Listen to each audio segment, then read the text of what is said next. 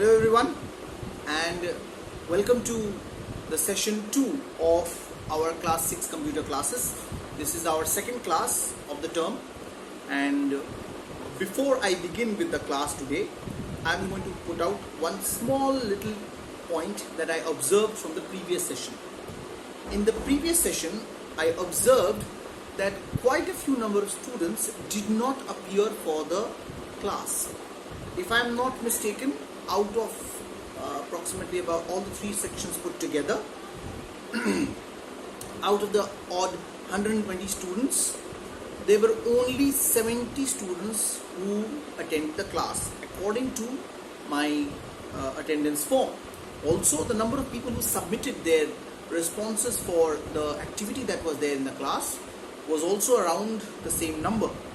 So, for those people who have not attended the previous session, I would request you to go back to the previous session. It is just down in your Google Classroom. You can just scroll it down and go through the previous session and see what was discussed. Nothing major, nothing very severe, but it would be very nice if you keep up with what was taught in the previous class. Now, for today's class, our class will begin with a small video. For this video, what you are going to do is keep your computer books open on the first page of chapter number 1, that is computer languages. I'm going to go through the chapter in small pieces. You can follow up on the book itself, and whatever doubts you may have with the chapter or with what I am teaching, just note it down on a notepad. Remember, I had sent you a message last evening where I had requested you to keep a rough notebook with you. Just note down the questions as and when it comes in your mind. Any doubts that you may have, just note down the questions. You may post those questions into the comment section of this video, or if they are not answered, you can come back to me later on also. You already know how to get back to your teachers. My number is there in the WhatsApp group of the classes also. For any doubts you may have, you can get back to me there, and I shall reply to them as and when possible. Alright? So, how are we going to go by the class? Very, very simply. Step number 1. After the class, please go back to the previous session if you have not attended. Step number 2. During the class, I'm going to go through in this video, we are going to be discussing the chapter. Any doubts you may have, just note it down on a notepad or a notebook or a rough exercise book. Rough exercise book. Remember, there are no computer exercise books. Note down your doubts. Keep them with you, one below the other. At the end of the class or at the end of this video, if you find it very, very urgent, something very, very concerning you, you can post it in the comment section of this video. Or what you can also do is, at the end of the class, if your questions do not get answered, you can get back to me personally also. I would request you to get back to me in the Google Classroom only. Okay? If you just find out, you can personally email me into the Google Classroom. There is an option, go on the teacher section, and in place of the teacher, you will find a section which says email. So you can email your doubts to the teacher. So in this case, that being me, just put the doubts in an email and send it over to me, and I shall reply. Let us try and stay away from WhatsApp for some time. Okay? So let's begin with our class for today. Okay?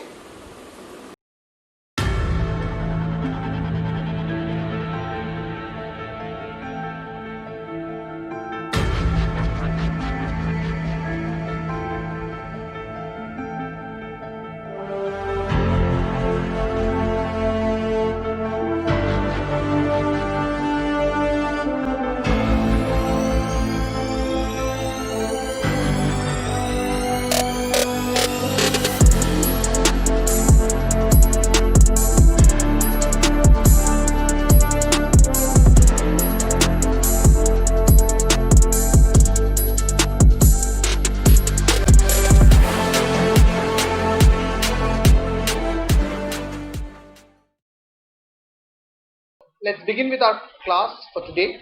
as you can see on the screen on my right side, we have the session for today, chapter number 1, computer languages. But before we progress to the book that is there with you, I have something apart from the book to discuss with you. Alright, so let's begin. First, we are going to go through some words that are used in the world of computers. Okay, these are known as computer vocabulary. Okay, these words may mean different things for in our normal English, but when we talk about in context of computers, they have a slightly different understanding. Not too much difference, very easy to decipher. But when we talk about when we are talking computers, these are the words generally used in place of general English terms. Okay. Every class we are going to begin our class with few computer vocabulary words, and today is going to be the same. So the first word that we are going to be talking about is the user. Okay, when we talk about computers and people when talk about when a computer is being addressed to, the user is a person who is operating the computer. All right, user is a person who's going to be giving the commands to the computer. Fine. So when we talk about computers and when we talk about the user is generally the person who's using the machine. All right. Next, machine. When we talk about computers, machine can be anything, but when we talk about computers, it is the computer only. All right. Machines are of different types: fan, electric, televisions, cars, etc., etc., etc. Okay, all are machines. Okay, but when we talk about when in the context of computers, when we say the word machine, it generally implies the computer. Okay. Next one is bits. Okay, it is the smallest unit of measuring of computer data. Okay, if I'm not wrong, in class 4 or 5 you have studied the metric system. Okay, in which we have learnt the measurement of weight or distance through various terms like millimeter, centimeter, meter, etc., kilometers, etc., etc., etc. For weight, we have grams, milligrams, centigrams, and etc., etc., etc. In the world of computers, the measurement of computer data is done with certain units. Okay, the most smallest of the unit is bits, B-I-T-S, bits. Okay, it is the smallest of units. What does that mean? It basically means whether electricity is flowing or not flowing. If electricity is flowing, it is considered as 1, and if electricity is not flowing, it is considered as 0. Okay, we'll understand this as and when we go about in our class. Just understand computer terminology. Bits is the smallest smallest unit of measuring computer data. Okay, now just like metric system, in metric system you have the smallest unit as the milli, then you have centi, then you have deci.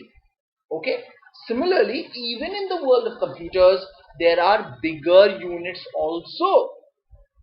Now this can be a small home assignment for you for the class that is going to be taking place tomorrow. Just do a little bit of googling or do a little bit of turning around papers and reading out or asking people. There are other units of measuring computer data also. Some of them are very, very common. Alright. So tomorrow I'm going to have a small pop quiz before the class begins, and we're going to be asking any other computer data that you people may know of. Okay. Now that was vocabulary for today. Our today's class is going to be about computer languages. But before we progress into the world of computer languages, let us do a little bit of understanding. Let's break it down a little bit. Okay. And when we talk about computer languages, computer is quite evident. Language, what is a language? Let us understand. I'm pretty much sure most of you know about it already, but let us understand it once again. Okay, what is a language? A language is the medium of communication between two people.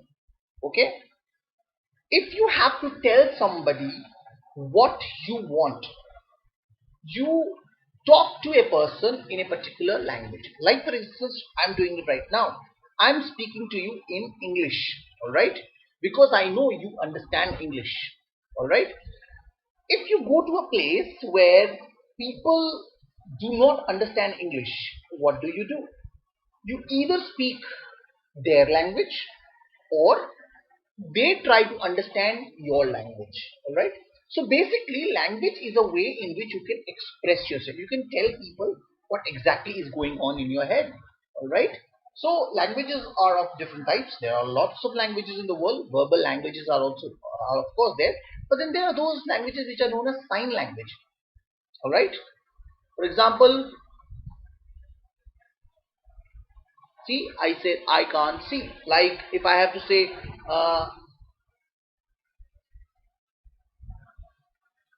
that sign language is that I'm feeling very very hungry. Alright? This shows that it's very very hot. I'm feeling very very tired. So there are different kinds of languages also. Not languages are not only the ones that are spoken, but then there are those which are sign languages. Then there are languages which are coded languages. Like you blink a light, and you tell you the other person knows that the manner in which you are blinking the light is a signal. It's telling you something. All right. Some people understand animal languages also. You can watch an animal, and you watch how an animal behaves, and you understand that okay, the animal is trying to tell you something, right? Even that is a kind of language. Okay, so language is basically any medium in which person A communicates with person B. All right, and it can be of any form. All right.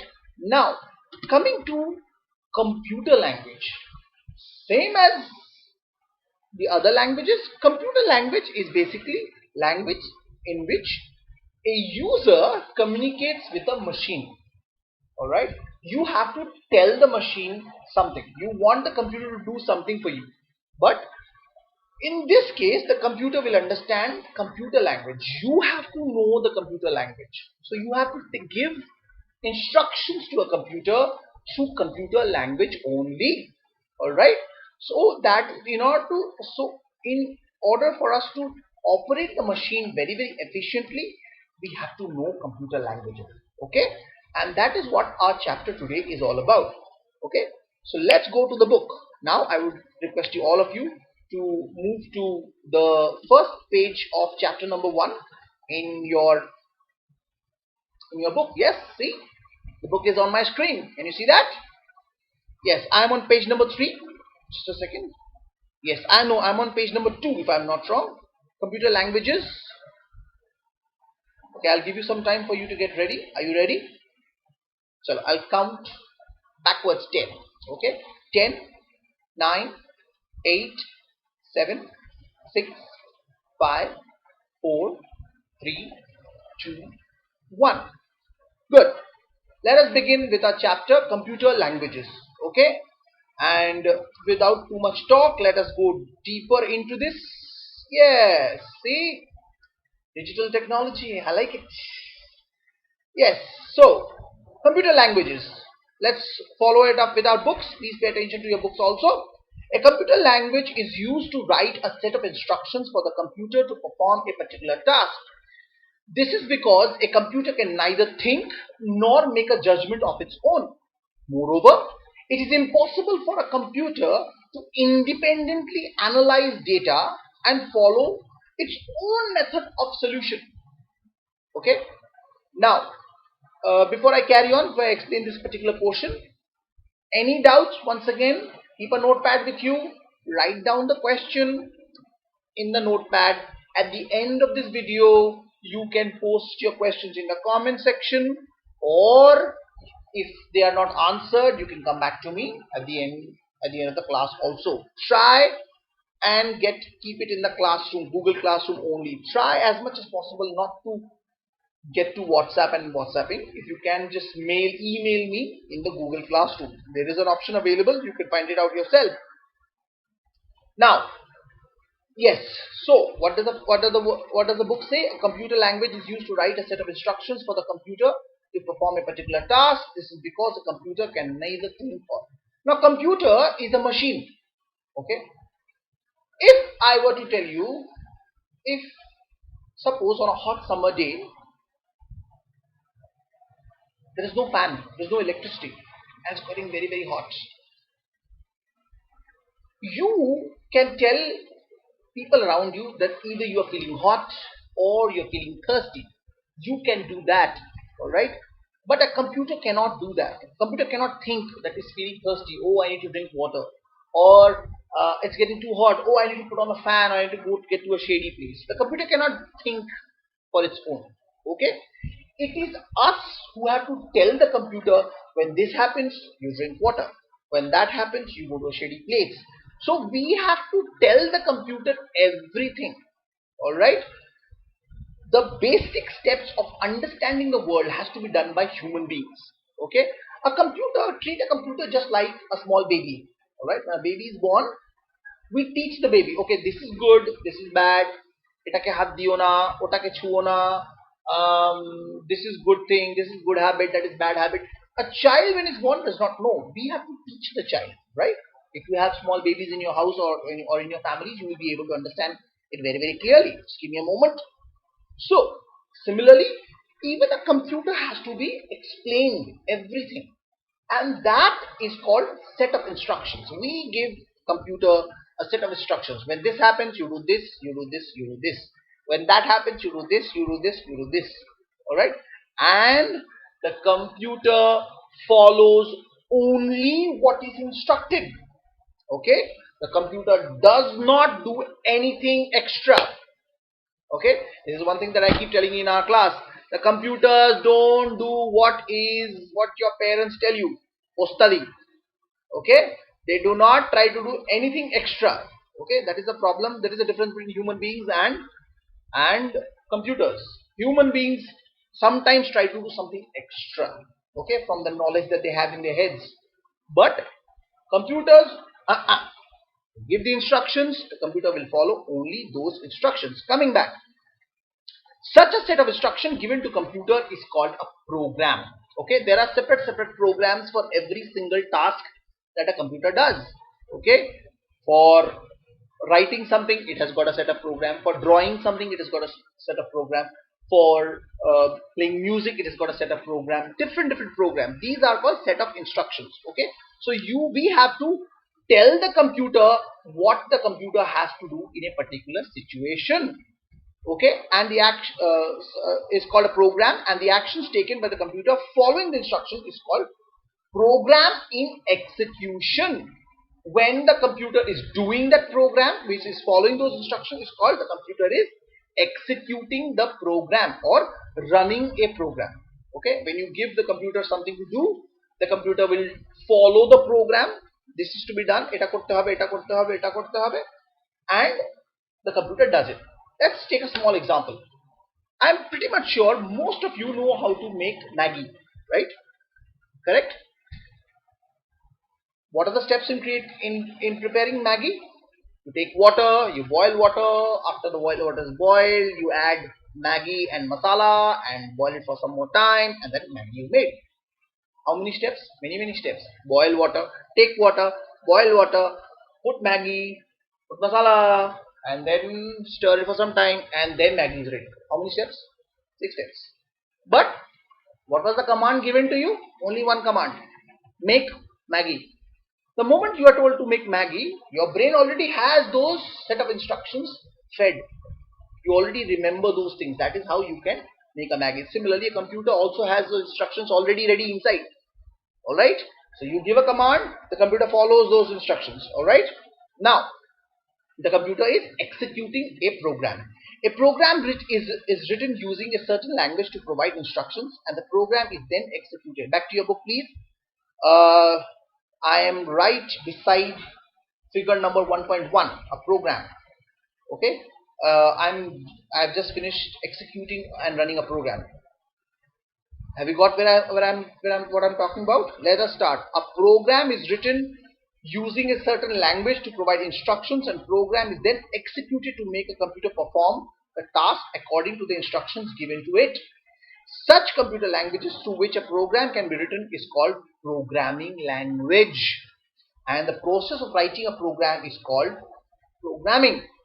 A programming language is formally constructed language which is designed in such a way that communication through instruction is possible with the computer.